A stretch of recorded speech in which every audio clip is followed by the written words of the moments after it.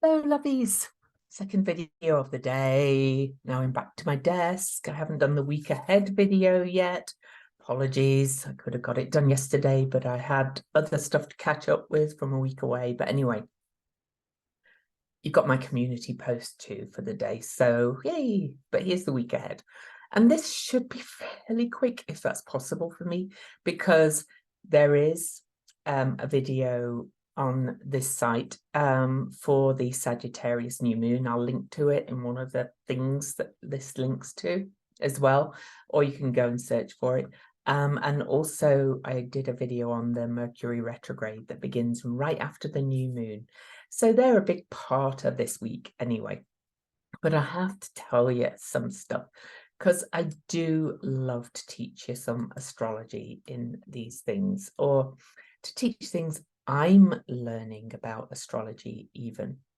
So Mercury is stationing direct here at 8 Capricorn, and Pholus is at 7 Capricorn.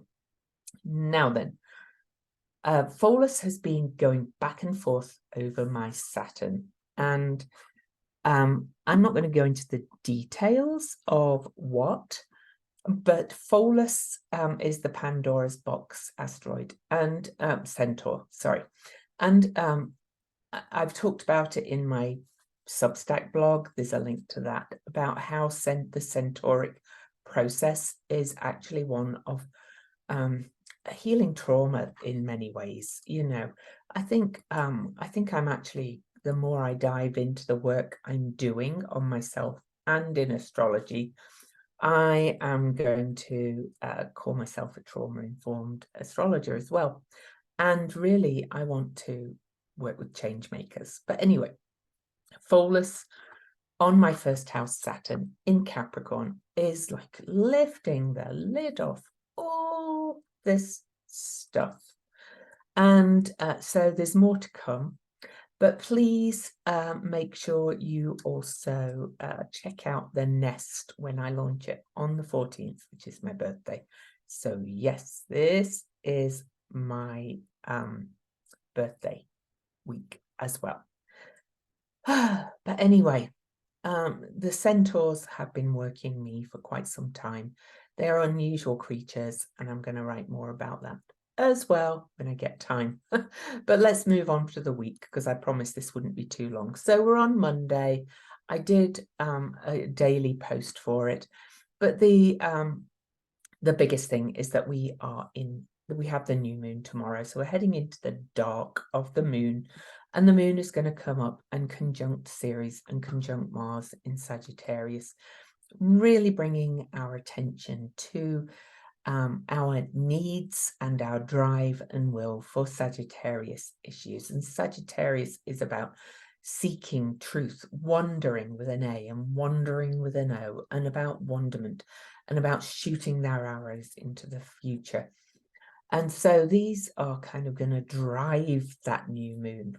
And so, you know, if you have a need to speak your truth, to be free to be you, all these kind of Sagittarius themes, to explore higher knowledge, because Sagittarius is also the seeker of knowledge. It often represents those who seek higher knowledge. Incidentally, speaking of centaurs, the Sagittarius, its symbol itself is half man, half horse. So it's about seeking this higher understanding and really trying to kind of, you know, make sense of it and kind of bring it down. But also, you know, Sagittarius is knowledgeable, jovial, optimistic, buoyant. So I like today, but it's also digging up some stuff. You know, the more I work with Ceres, the more I realize she's represents what nurtures and nourishes us, and how we nurture and nourish, but also how we fill our needs, how we feed our needs. Okay, and you're in Sagittarius on this new moon, especially if you have placements in Sagittarius. How are your needs being fed for this expansive, freedom-seeking, future-oriented energy of Sagittarius, which really, the key word for it most use is I understand for Sagittarius. So it's about seeking understanding of the bigger concepts of the zodiac. But at another level, how are you feeding your needs to actually kind of be this guru? I hate that word, but it's a good word for Sagittarius, for being the change you want to see in the world, for being enthusiastic and leading others along the way. I think at the key point of it, talking of it being associated in many ways with that half man, half horse energy, man as human, so half human, half horse, is the horse is our animalistic side, and the human part is our connection with higher knowledge and the connection with the cosmos. So anyway, so I'm not going to talk more about it because it's, you know, it's an ongoing process, this, and I could get very excited about it all. So I'm going to just move on and move into the next day. So it's actually early on Tuesday, December the 12th, that the Sagittarius moon will actually come up early and conjunct Mars. But you can see that the new moon is approaching. The moon is fast approaching the sun later in the day. These times are all Eastern, and I'm not jiggling the chart around for exact times because this energy is all day, really. So on the way to the new moon, which actually is at 6:32 p.m. Eastern, tomorrow on the 12th at 20 degrees and 40 minutes of Sagittarius. Again, I did a whole podcast for that with all the symbols and things. But on the way to that, we had the conjunction with Mars. And then after that, the moon at 9:23 a.m. will come up and square Nessus, the generational abuse asteroid centaur. So again, centaurs. I think I need to try and get Melanie Reinhardt back on my podcast, or just do some stuff for myself. So anyway, the moon will square Nessus, who has been really revealing, you know, all kinds of hidden generational abuse and abuses of power, and just all that murky kind of stuff. Nessus is one of the more challenging centaurs to deal with. So, you know, when this is in the dark of the moon, and the moon will square Nessus. So you could uncover some more truths, either hidden within you, memories. Pisces is very often about kind of nebulous things that have kind of been hidden and kind of ignored, almost glossed over.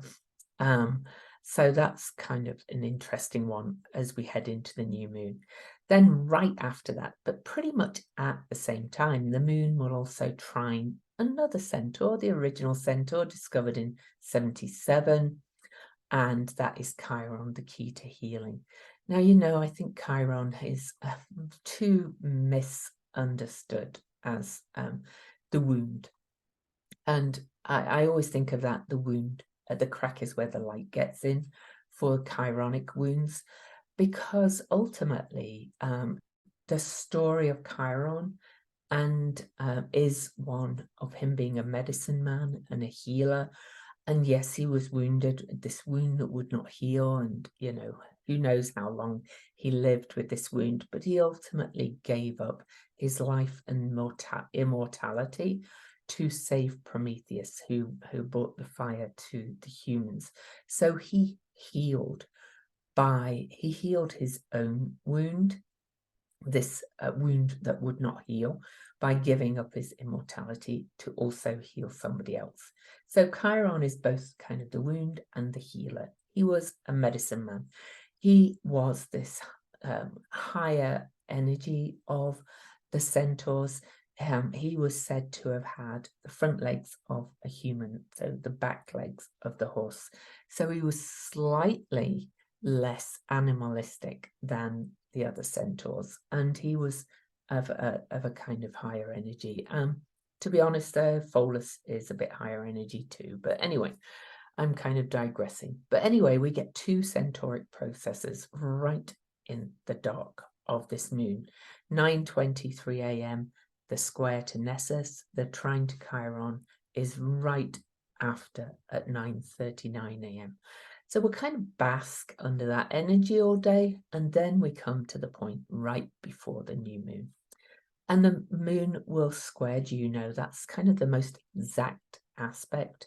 And Juno is in the sign of Virgo, which is service, meaningful work, doing the right thing. And she was the sacred contracts asteroid. She was the wife of Jupiter or Zeus. And she was often portrayed as this, figure that was kind of like the spurned wife because he was a hound dog and slept around, but the gods did weird things like that. But she was the queen of the gods, and she represented women and children and marriage, everybody else's marriage, not just her own, but kind of our sacred contracts with each other. And that's how I see her. She is our sacred contracts with all people, all things, all relationships. And in Virgo, she's saying, do the right thing to serve the greater good, and not by overgiving and falling into servitude, but by serving yourself first as well. But then also, as the moon comes up and squares Juno, we still haven't quite got to the new moon. The moon makes a quincunx to Uranus, and that was Prometheus. That was the Prometheus who, the gods punished for bringing fire to humans by chaining him to a rock and pecking his liver out. But Chiron gave up his immortality, to die, and so that Prometheus could be healed and untied from the rock and forgiven or kind of move beyond his punishment. Those gods are not always nice, and I always think we have to remember that these gods were projections of humans to make sense of the world and stories. So all this punishing, all this, all the antics the gods gave up were how humans felt about our behavior. So the quincunx from the moon, and really the new moon, to Uranus in Taurus, is kind of saying break free from some of those old patterns. We're breaking free from these patriarchal rules and that sky daddy god and all that kind of thing, or we're being called to, at least. And then we have the new moon at 6:32 p.m, which happens to be on my solar return. Well, it's at 20 degrees and 40 minutes, and my sun is at 21 degrees, sorry. So I'm finding this very exciting, but it is a lovely, passionate new moon saying, okay, now it's really trying to live our truth, and boy, do I feel it. And then right after the moon will trine the north node.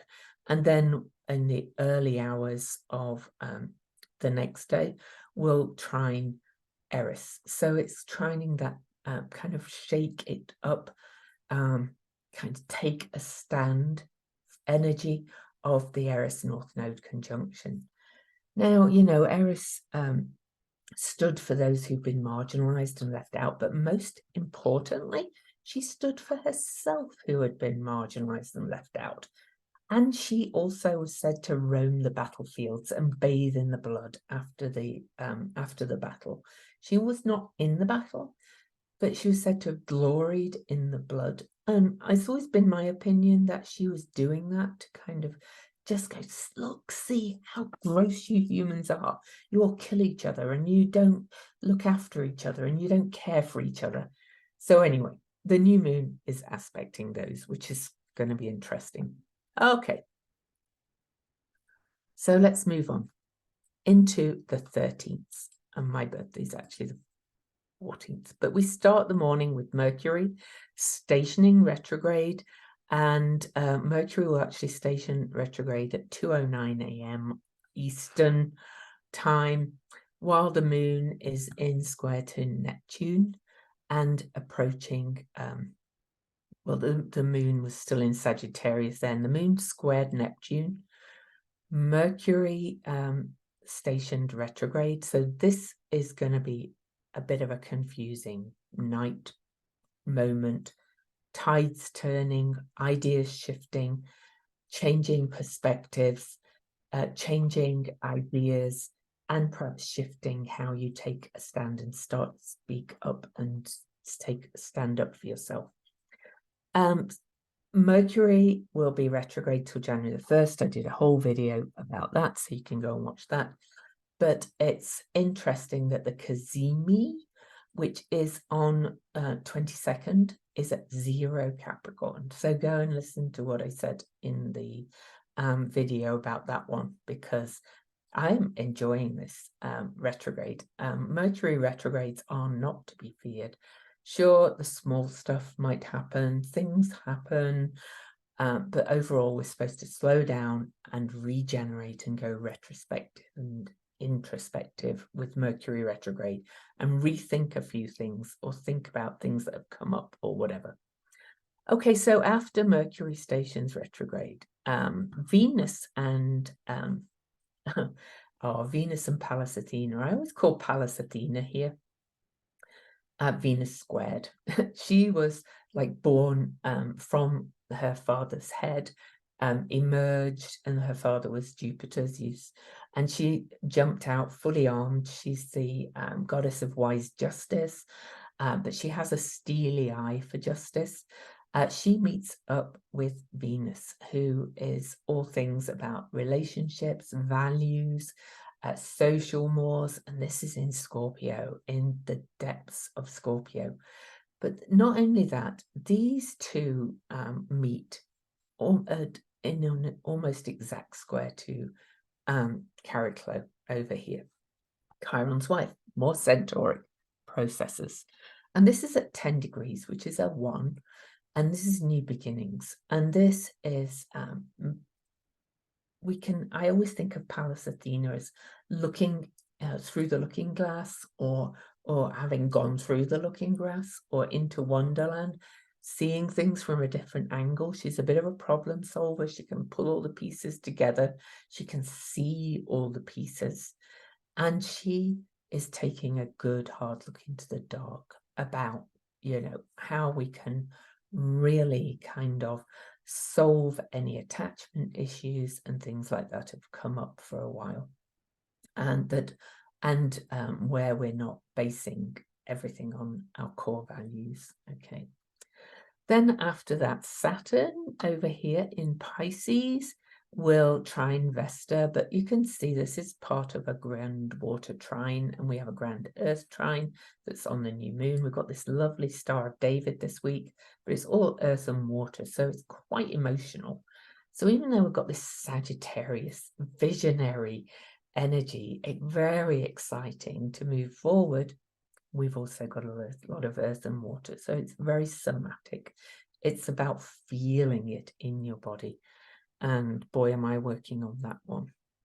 Okay, so after that, the moon moves into Capricorn at 10:31 a.m. on the 13th, and things start to get a bit more serious, but you can start to get a bit more focused, a bit more, like determined to get things done after this initial kind of wonderment of the Sagittarius moon.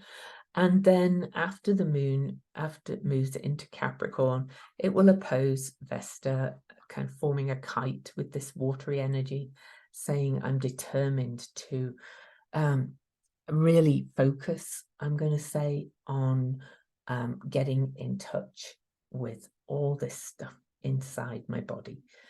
Something I'm working on at the moment in something I'm doing. Okay, therapy. Anyway, is about where do I feel this in my body, and what am I feeling in my body? I've got a Gemini moon, and I'm in a form. I have a full moon, and I've got various other parts. So it's like parts work, but also internal family systems work is the similar thing. And that's your astrology chart.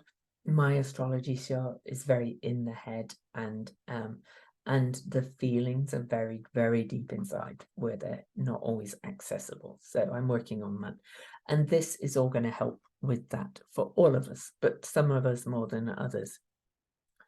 Anyway, the lunar opposition to Vesta and the sextile to Saturn at the same time, and this dance anyway between Saturn in Pisces, Vesta in Cancer, Haumea in Scorpio, and then the moon over here in Capricorn is just going to say it's time to release some of those blocks and start to really acknowledge and get in touch with where you feel things in your body and how it feels, and just talk about it to yourself, process it, do whatever you need to get in touch with that kind of somatic energy.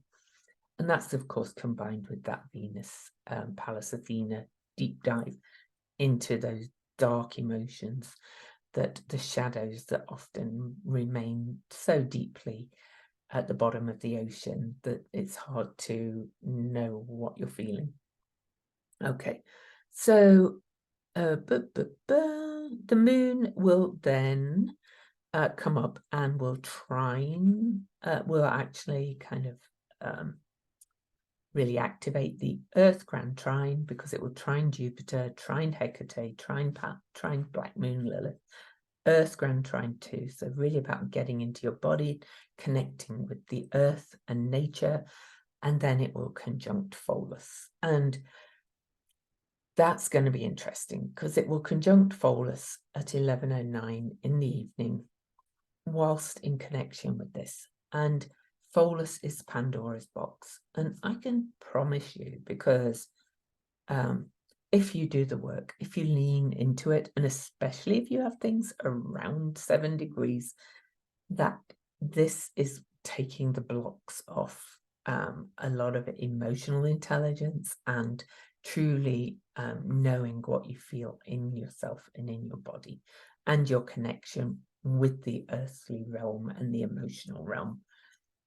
So it's a powerful time for really kind of bringing out what's been stuffed within for a long time. Capricorn is very good at kind of blocking, and Pholus has the lid on, but then once the lid's off, it's like a volcano, an underwater volcano. And then the moon will conjunct Mercury, so you're kind of thinking about this energy. So let's move on to my birthday. And my birthday, the 14th, is when I will be opening the doors to my rebranded membership community, The Nest. So watch out for that. I'm not going to say any more. You'll see it on my Substack or on my Facebook page or on the community post I post here. There's going to be a few places it's going to be out there. So into my birthday. And so the moon will come up and will actually sextile these two. So it's going to activate that deep dive into those emotions, releasing more of those blocks as we move through the day. The moon will actually sextile Nessus as well. So, you know, we've got these earth, water sextiles. I always think of earth and water as very sculpting energy, but Capricorn is the kind of the most walled off one. So this is all kind of taking down the bricks of the wall. Another brick in the wall is going every day. So also on the 14th, the moon will then aspect Nessus and Chiron, so more centauric processes. These are ongoing things. I'm not going to go into more detail about it. But, you know, an awful lot is coming up about, you know, living under patriarchal kind of trauma in many multiple ways. And that could be said to be Capricorn. Capricorn isn't the patriarchy per se, it's the structures of our world, the man-made society, the rules, the hierarchies we've created and things, and that just happens to be a patriarchy right now. Okay, and then the moon will then trine Juno and trine Uranus, so another Earth grand trine of pattern breaking one, to be quite honest. All right, so into the 15th.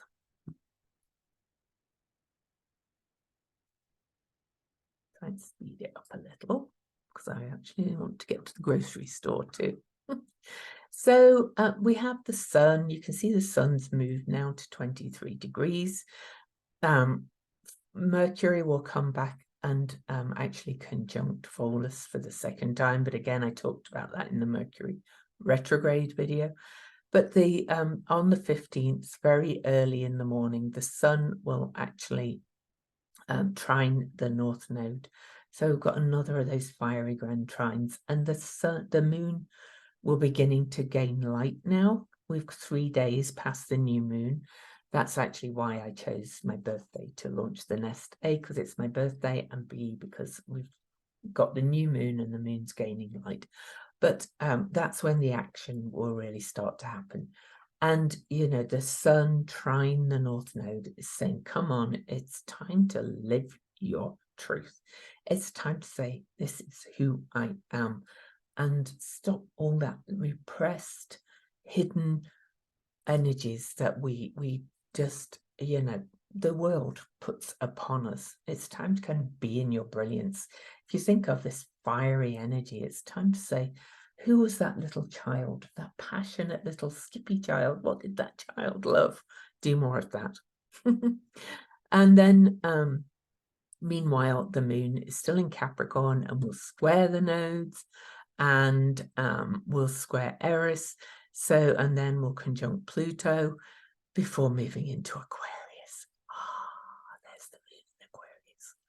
And that will add, that's an air sign, that will add some air to these flames of fire over here, whilst we've still got this somatic energy going on with the earth and water as well. It's to my mind, it's quite a magically creative time, but it does involve getting in touch with some very deep stuff, getting down to your roots, okay, to find what needs to be felt and healed. Okay. And then Mars in Sagittarius will come up and activate the centaurs as well, Nessus and Chiron.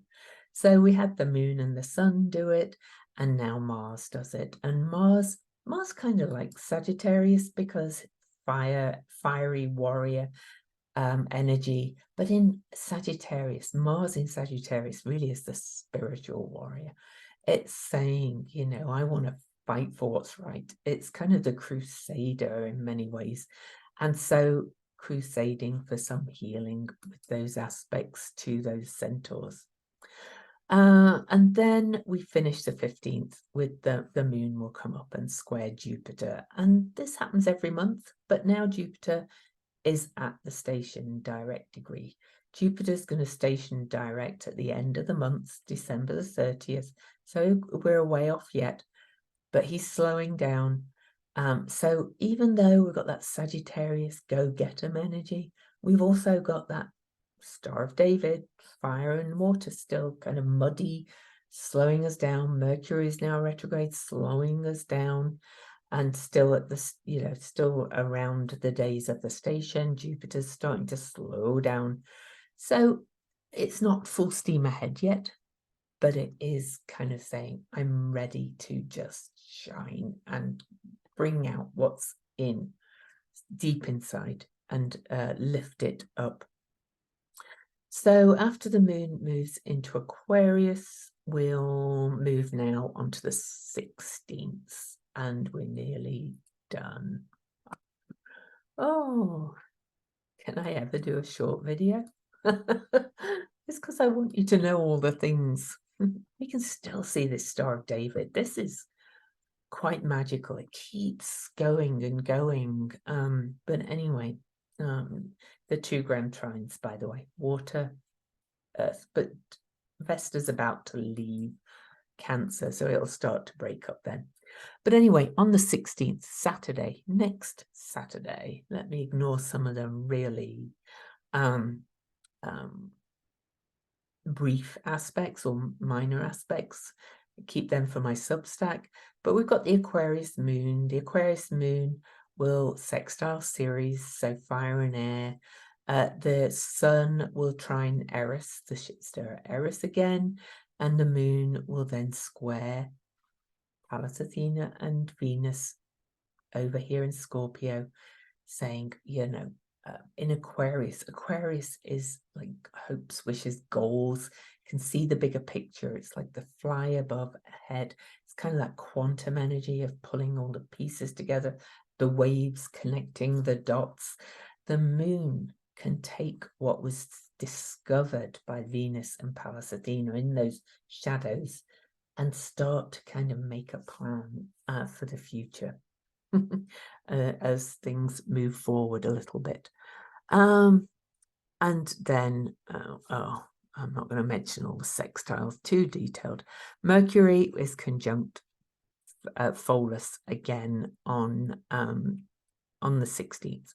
So either close to the 16th or leading up to it, because it is at 6:59 a.m. Eastern. There may be some more memories, old feelings come up, or awarenesses. Remember, Pandora, once the lid's open on Pandora's box, it's like, oh gosh, what times. And then moon will square Uranus and the sun will square Neptune.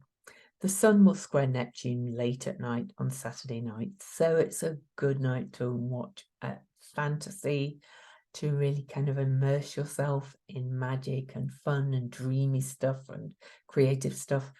You know, I get a bit serious on these things sometimes because I'm all about personal growth and development, but sometimes we also have to have a bit of escapism. Yeah, the sun square Neptune could also feel like a bit of having a little bit of actual kind of other kinds of escapism. But Sagittarius and Pisces really are very much about belief, faith, trust, surrender. So there's also that kind of energy of it. And it's also kind of maybe very downloady. Meanwhile, the moon late on Saturday night will square Uranus. So, you know, you may have some big ahas in your dreams. Let's move into Sunday and then into Monday morning, and then we're done. And because I'm almost caught up with things I had to catch up with from a weekend away, next week's week ahead forecast will be earlier. Okay, this is going to happen occasionally. All right, so Sunday the 17th, we have a lot of sextiles, so I'm not going to go into all those details. I'll talk about them mostly on the Substack daily things. But we do have, you know, the Aquarius. Yeah, it will be still in Aquarius because I'm kind of late at the day. I should have done this earlier. But the Aquarius moon early on will sextile the North Node, sextile Eris.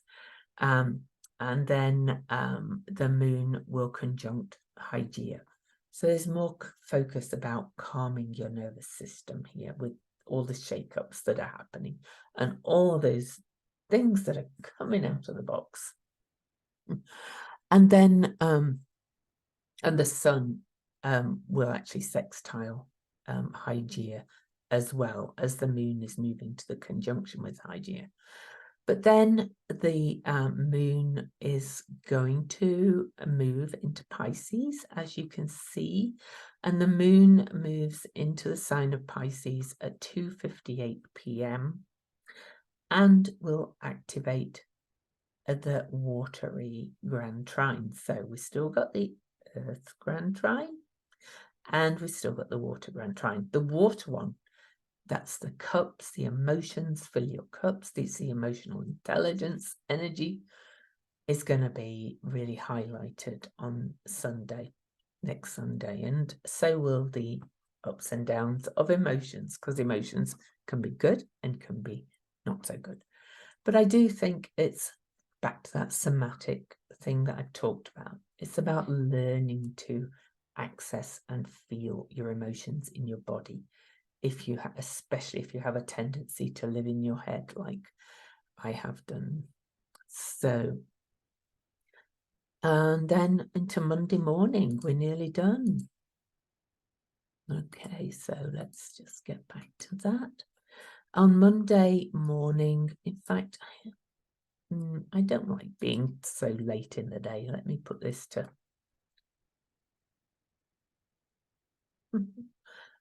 Okay. So this is the start of Monday Eastern time in the USA. So that's New York time. And early on, the Pisces moon over here will sextile Jupiter. That's slowing down, remember.